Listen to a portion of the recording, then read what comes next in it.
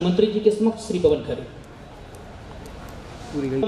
संस्कृति मंत्री हम सबके बहुत चहेते सरल एवं सहज माननीय धर्मेंद्र भैया जी, हमारी हटा विधायिका और पूर्व शिक्षिका श्रीमती उमा देवी खटीक जी, हमारे दमोह के जिला पंचायत अध्यक्ष प्रतिनिधि भैया गौरव पटेल जी, प्राथमिक माध्यमिक उच्च माध्यमिक शिक्षक संघ के प्रांत अध्यक्ष हमारे आदरणीय मुरली मनोहर अर्जिया जी, प्राथमिक माध्यमिक उच्च माध्यमिक शिक्षक संघ के प्रांत प्रमुख बड़े भाई सतीश खरे जी एवं प्रांत के पदाधिकारी, प्रांत से पधारे सभी पदाधिकारी और हमारी शिक्षक साथी मातृ शक्ति हमारी बहनें, सबको करवत प्रणाम।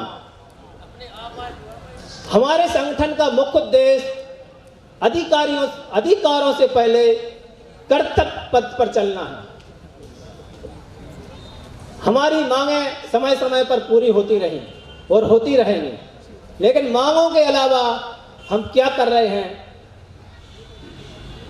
इस सम्मान समारोह के माध्यम से उनको प्रोत्साहन करना है।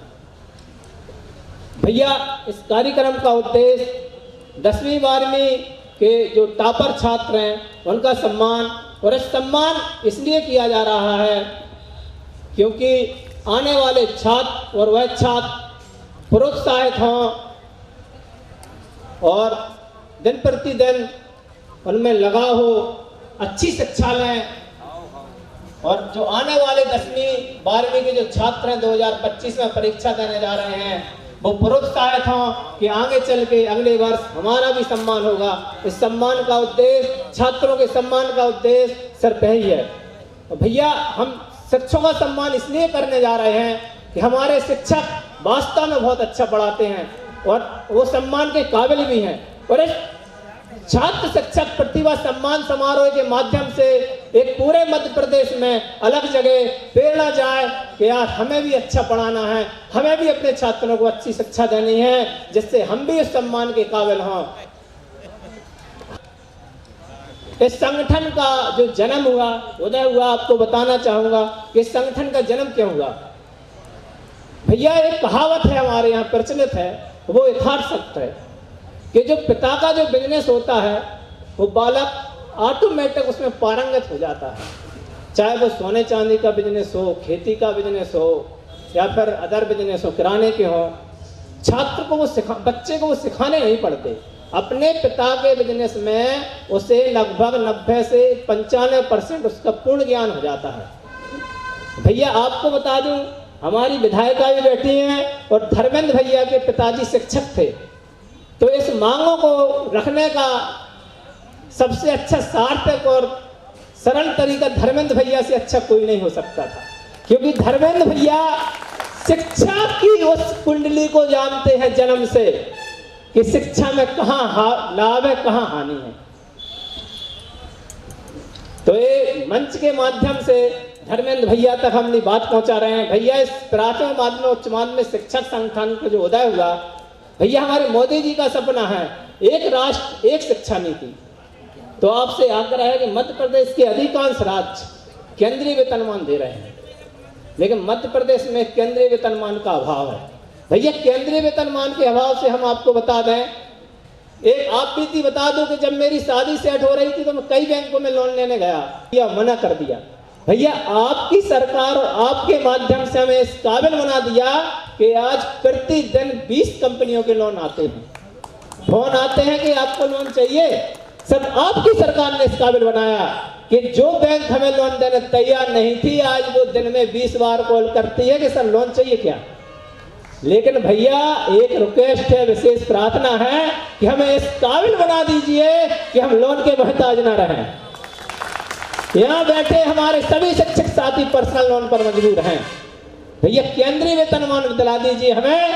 हम वादा करते हैं कि प्राथमिक माध्यमिक उच्च माध्यमिक शिक्षक संघ आपकी परिस्थितियां कैसी भी हों, हर कदम पर आपके साथ होगा।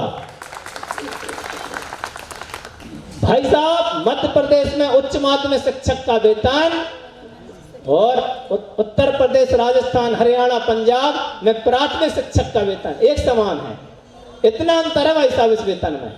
मध्य प्रदेश में 24, 32 और 3600 ग्रेड पे है, जबकि राजस्थान, हरियाणा, पंजाब में 36, 42 और 4800। भैया ये मोदी का सपना साकार कीजिए, हमारे माननीय प्रधानमंत्री जी का सपना साकार कीजिए। एक राष्ट्र एक शिक्षा नीति के तहत हम मध्य प्रदेश के समस्त कर्मचारियों को एक सा वेतन देने की कृपा करें। एक प्राथमिक माध्यमिक उच्च माध्यमिक शिक्षक संघ का जन्म सिर्फ केंद्रीय वेतनमान के आधार पर होगा। भैया आप चित्रकूट बहुत जाते हैं, भैया चित्रकूट की एक घटना बता दूं। ये दो बहुत अच्छे मित्र थे। और चित्रकूट की जो मंदाकिनी नदी है, वो उसका जो ब्रिज है, तो उस साइड उत्तर प्रदेश लग जाता है और उस साइड मध्य प्रदेश लग जाता है। तो भैया दो बहुत अच्छे मित्र थे, एक साथ शिक्षा ग्रहण की, एक साथ शिक्षक बने, लेकिन एक का संयोग था कि उसने मध्य प्रदेश में ज्वाइनिंग ली और दूसरे ने उत्तर प्रदेश में ज्वाइनिंग ली। तो भैया दोनों में उनकी मित्रता में दरार आने लगी, क्योंकि आर्थिक स्थिति दोनों की बहुत अलग है। भैया इस पर मंथन जरूर कीजिएगा और हमारे लिए केंद्रीय वेतनमान दिलवाने की कृपा करें। भैया हमारी दूसरी मांग है कैशलेस कार्ड। भैया इस पर ध्यान आकर्षित चाहूंगा धर्मेंद्र भैया माननीय मंत्री जी से ध्यान आकर्षित चाहूंगा। भैया हमारी दूसरी मांग है कैशलेस कार्ड।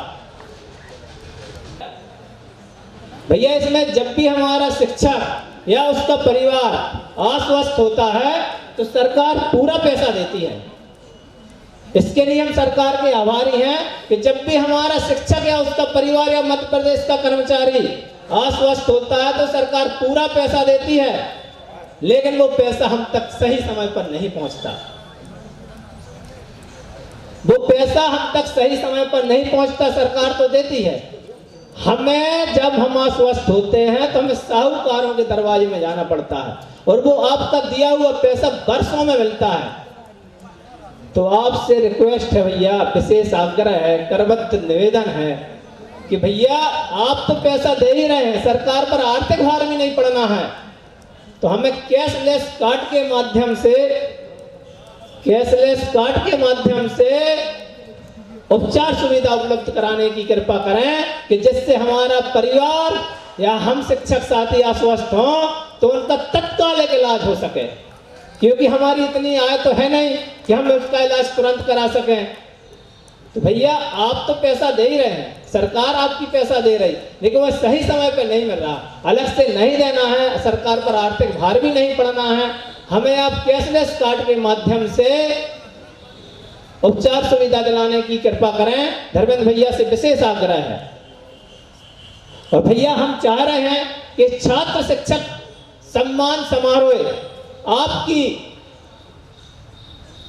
आपकी अनुमति अगर रही, आपका आशीर्वाद रहा, हमारी विधायिका मैडम का आशीर्वाद रहा, हमारे जिला पंचायत अध्यक्ष प्रतिनिधि गौरव भैया का आशीर्वाद रहा और आप सभी शिक्षक साथियों का साथ रहा, तो मैं इस मंच से आश्वस्त करता हूं कि प्राथमिक माध्यमिक उच्च माध्यमिक शिक्षक संघ यह आयोजन प्रति वर्ष यहीं पर करेगा,